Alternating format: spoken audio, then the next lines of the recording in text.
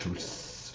Aujourd'hui, je voulais aborder avec vous un film peu connu, un western italien de la grande époque du western spaghetti, intitulé Colorado en français, La Resa del Conti en italien, version originale donc, et The Big Gun Down en version anglaise.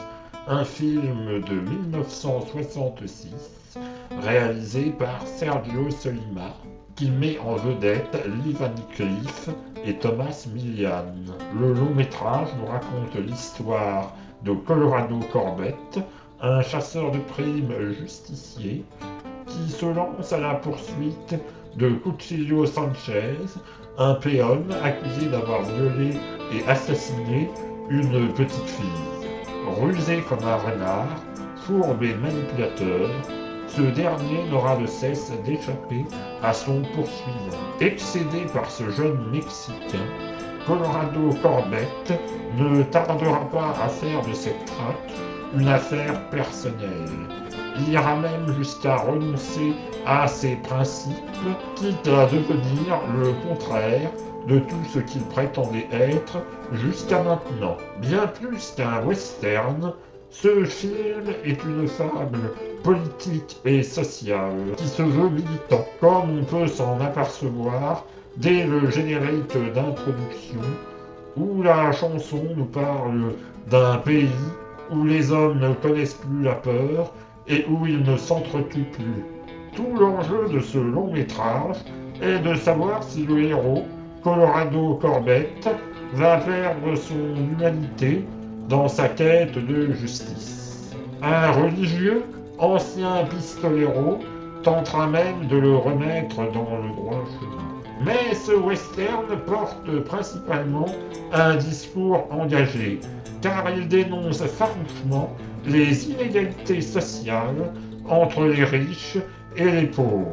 Ainsi, Cuchillo Sanchez, ancien partisan de Juarez et péon dès son état, est sans cesse pourchassé par les riches propriétaires, qu'ils soient américains ou mexicains. Le film ne manque également pas d'humour et d'ironie, puisqu'à un moment donné, le héros, Colorado Corbett, va sauver une jeune fille de 13 ans, membre d'une communauté mormon, qui est elle-même l'épouse d'un homme adulte, beaucoup plus âgé qu'elle, qui aurait même l'âge d'être son père.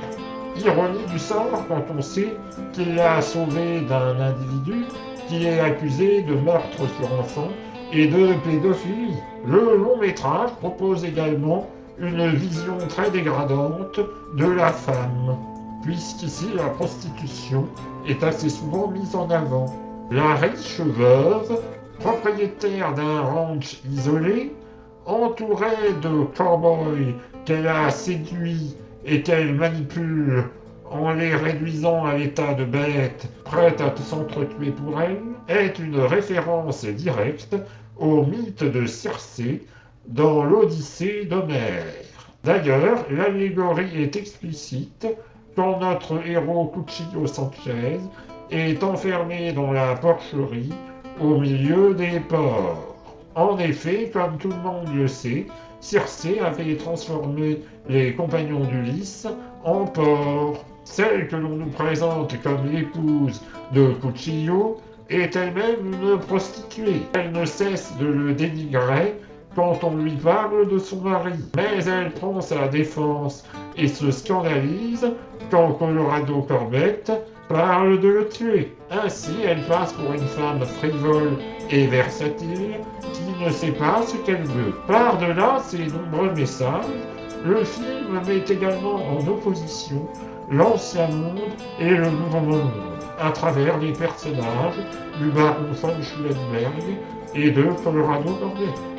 Le premier étant un vestige de la vieille Europe, et le second, l'américain fort et résolu, que l'on connaît bien. De manière générale, le film Colorado est d'une richesse foisonnante, de par ses nombreux thèmes abordés, et par son intrigue originale. Il s'agit là d'un western de spaghetti trop peu connu à mon sens, et je vous invite à le regarder si ce n'est déjà fait. Je vous remercie d'avoir visionné cette vidéo, vous invite à la liker, à la partager, à la commenter et à vous abonner à la chaîne. Au revoir et à bientôt.